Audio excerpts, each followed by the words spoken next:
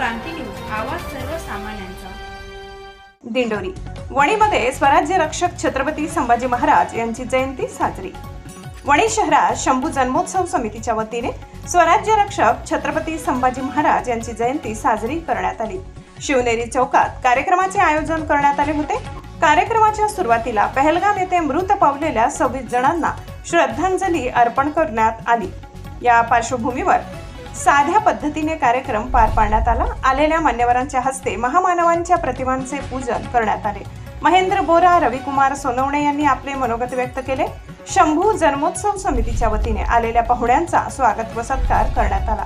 कार्यक्रमाचा समारोप करण्यात आला। या कार्यक्रमाला सरपंच मधुकर भरसट, उपसरपंच विलास कड, महेंद्र बोरा, महेंद्र पारख, सहाय्यक पोलीस निरीक्षक सुनील पाटील, आबासाहेब देशमुख, प्रशांत कड, किरण गांगुर्डे, बबिता सूर्यवंशी, राकेश थोरात, अमोल देशमुख, जमीर शेख, नितीन झोटिंग, बाबासाहेब घडवजे, जगन वाघ, राहुल गांगुर्डे, मनोज थोरात, राजेंद्र देशमुख, संतोष सातपुते आदी होते।